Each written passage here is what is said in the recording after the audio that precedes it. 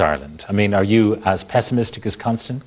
I mean, I think the reality is we don't know. I mean, and the people who really know are the people who aren't coming out on front of stage here and talking. But the reality we did is what invite we the can government do, to give us a representative, but I can understand their reluctance to say something that might prove to be absolutely the opposite tomorrow. Yeah, but I mean, the fundamental point is let's control the things we can control and not the things that we can't. And the things that we can control are our budgetary deficit. You know, we're spending the guts of €50 billion a year. We're taking in taxes €31 billion a year. That is not sending confidence to people who want to lend us money that we are plugging that hole. So we need to get our taxes fairly distributed, fairly gathered, up, and our spending down so that we get to a point where we're in balance, where we're actually paying what we're spending. And the gap of €20 billion is not credible and doesn't help us this time. But how do we do that? Hang on a second, Sean. Yeah. One of the things they hope will happen is that spending will increase, and therefore you get receipts. Absolutely, yeah. Spending taxes will increase. I'm saying getting taxes up, and clearly transaction taxes are one of the crucial ways that consumers, right now, every household in this state is saving about 12.2% of its revenue each year. They're paying down mortgage debt, they're paying down credit card debt, but they're saving at a huge amount. Do they need to save 12.2%? Unemployment is still very, very high at 13-odd%, but it's stabilised.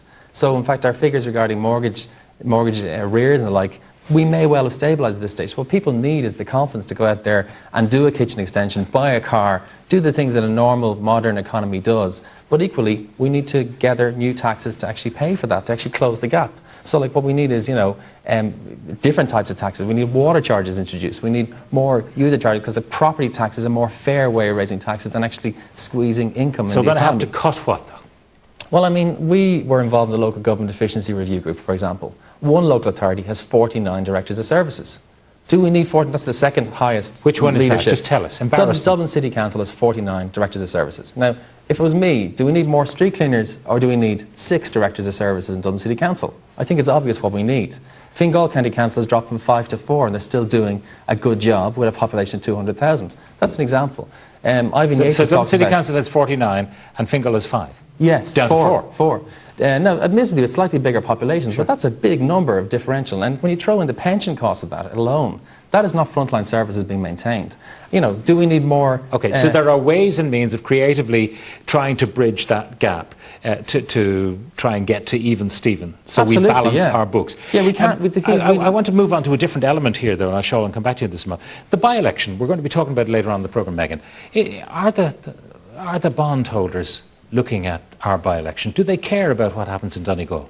Yeah, I think they're concerned only in that it could reduce the wafer-thin majority that the government has even further. But if the government party, in the form of one of the candidates we'll be meeting later on, was to win, giving them an extra bit of comfort, what would the bondholders do to that? I don't think it would have any effect on the bond markets. I think and if the opposition were to win, any of the opposition were to win that seat, it would cause some concern. Cause some concern about political stability generally and how long the government has in office. Constantine? I don't buy this whatsoever. Again, I think that what the markets are looking into, just as the rest of the nation, they are looking at non-political issue. It's not about the party, one party leading or the other party leading. It's about the fact that the government, in the current crisis situation, any government, even current government, needs a renewal of mandate. This is what it is about. And they're looking at the circus we created in terms of the having in one location by-election, denying by-elections in all other locations, and they're saying that is unstable. Sooner or later it's going to break down and there will be general elections. So you think a general election with a whopping majority for a Fine Gael Labour coalition, even though they are diametrically opposed on many economic issues? That is a secondary issue. But what the market participant will look at, they're going to look at, can the government implement what needs to be implemented? Significant cuts, significant reforms. Not so much tax increases, because I don't believe that there is a capacity in this economy to pay any higher taxes, really, but reforms of taxation system and the reforms of the economy at large. The only way that can be achieved is by giving the government, whether the current government or a new government, a clear mandate from the electorate. The by-elections are not going to deliver that. So I think that the uncertainty that we're seeing in the markets, the kind of psychosis in the markets, are going to persist no matter what the outcome. Yeah, I mean, I said let's do the things we can control, as we said before. Let's work towards balancing the books. All of our chambers around the country would be very much in agreement of let's get to that 3% deficit within the 4 years. Yes, there's going to be pain. Do high net worth individuals need children's allowance, for example? I don't think they do. Would I rather, as a taxpayer, on a personal level, prefer to focus on the 100,000 children who are at the margins of our society? Yes, I would. That's a cut that has to happen, and let's get on with it. And similarly with all the other measures, we've been talking about a water charge at the governmental level the last 18 months. Let's get on with it, because we need resources to invest in new water needs in the future.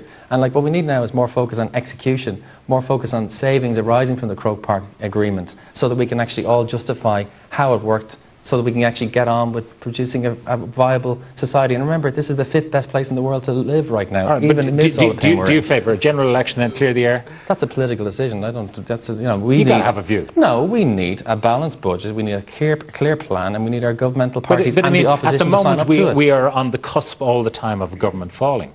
So that is not Yeah, stability. but if we pass the budget, and you know the senses are that we are going to pass the budget, between both of the major political parties have signed up to the envelope, or more or less the thrust of the envelope that's needed. You know, we did it in '87. You know, an opposition party came in and implemented the previous party's budget. I think the sense is that's going to happen again. You know, we've done it before. We can take a lot of pain. There's a lot of slack there. We're amongst the best paid people in the world. We can do it. I think for 3 years now we've been in a crisis, and for 3 years we've been hearing the same thing. Let's pass the balanced budget. Let's do something about it. If you look at the raw numbers, the current expenditure of this government has been going up and up and up and up. The taxes, and remember, we've been told, read my lips, yes? No more taxes, yes? Well, the taxes have been going up and up and up and up. At the same time, the tax revenue is not really improving. What they're calling stabilization is that we are kind of now running parallel but below last year's disaster. So it's the disaster which is not getting more disastrous is stabilization in our language. Okay. That's the turnaround. So the reality is, you know, the current budget, the proposal of 15 billion, is not going to deliver stability. It still assumes that in 2014 and 2015 we will be living beyond our means as a state by 3%, Okay, even if it is deliverable. Quick question for Megan. If people have deposits in the banks, does the bailout affect them? No. No, their deposits are safe. Okay. Look, my thanks to our panel here, Constantine and Sean and Megan. Some more of the comments coming in. The way Ireland is at the moment, we can either let the St. Vincent de Paul run the country or else become a province of Germany. From Shane Coonan, the main thing which is being cut and lost in reality is Irish pride. I no longer feel proud to be Irish. If Pádraig Pearse and the other signatories of the proclamation were still alive today, I strongly believe they would be ashamed of the Irish people and Ireland as a country.